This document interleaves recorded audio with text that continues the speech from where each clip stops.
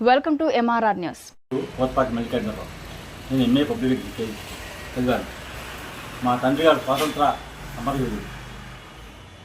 స్వాతంత్ర ఫలాలు భారతదేశ ప్రజలందరికీ వస్తాయని చెప్పి పూర్వీకులు ఎంతో త్యాగం చేసినా కూడా స్వాతంత్ర ఫలితాలు కేవలం కొంతమంది వ్యక్తులకే లభించాయి, ప్రజలందరికీ లభించలేదు.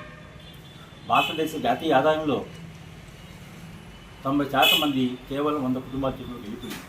ఈ 10% భారత ప్రజలు పంచుకుంటున్నారు. అందువల్లనే భారతదేశంలో ఉపాధి, ఉద్యోగ అవకాశాలు లేక జన జీవితాలు అస్వస్థం అయిపోతున్నాయి. ఈ సమస్య పరిష్కారం కొరకే మన మాన్యశ్రీ వెంకటరామ యాదవ్ గారు బీఎస్పీ పార్టీ స్థాపించారు. బహుజనుల కోసం, బహుజనుల అభివృద్ధి కోసం, బహుజనుల సౌకర్యమైన జీవితాల కోసం. కానీ నేడు మన దేశంలో నిరుద్యోగ సమస్య తాండవిస్తుంది. ఉపాధి, ఉద్యోగ అవకాశాలు లేక జనాలు నిరుద్యోగం పొందుతున్నారు. చాలామంది శ్రామిక వర్గంలో వివిధ రకాల పనులు చేస్తూ రోజు గడపే చాలా కష్టం, రిప్లై కూడా ఇచ్చే పరిస్థితి కాదు. అసంఘటిత చాలామంది పనిచేస్తూ వాళ్ళకి ఏ తర్వాత కూడా అవకాశాలు లేకుండా వాళ్ళ జీవితాలు పనిచేస్తున్నారు.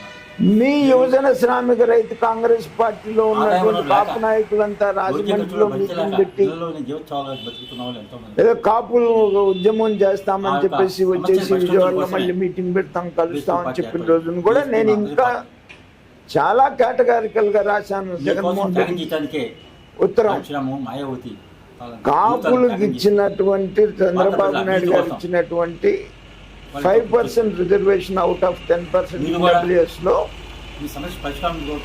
మీ స్టాండ్ ఏంటి,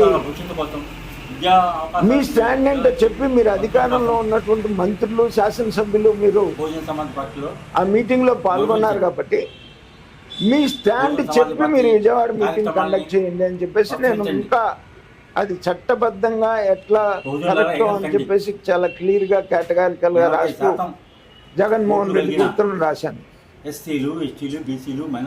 దానికి కూడా రిప్లై ఇవ్వలేదు. కేవలం విజయవాడ మీటింగ్ పెట్టలేకపోయారు. ద్రోహం ఏదైనా కాపులకు చేశారు అని అంటే అది జగన్మోహన్ రెడ్డి చేశాడు, ఇవాళకి చేస్తున్నాడు. ఎందుకంటే తన కులం చేత తిట్టించు నీకు ధైర్యం ఉంటే కాపులను ముందు పెట్టేందుకు తిట్టిస్తున్నావు. నువ్వు అధికారంలో ఉండగా కమ్మారి చేత తిట్టించావు కాబట్టి మనము ఇవాళ ప్రతిపక్షంలో ఉండి కాపుల్ని బలి చేస్తా ఉన్నావు. ఆ రోజున ద్రోహం చేసావు, ఈ రోజున కాపులకు ద్రోహం చేస్తున్నావు. జగన్మోహన్ రెడ్డి నిజంగా కాపులకు ఎవరైనా ద్రోహం చేస్తున్నారు అని అంటే అది జగన్మోహన్ రెడ్డి అన్ని రకాలుగా అని చెప్పేసి నేను ఈ సందర్భంగా చెప్పడానికి. ఎందుకంటే ఎక్కడెక్కడ దురదృష్టవశాత్తు చిన్న చిన్న ఇన్సిడెంట్లు జరుగుతున్నాయి.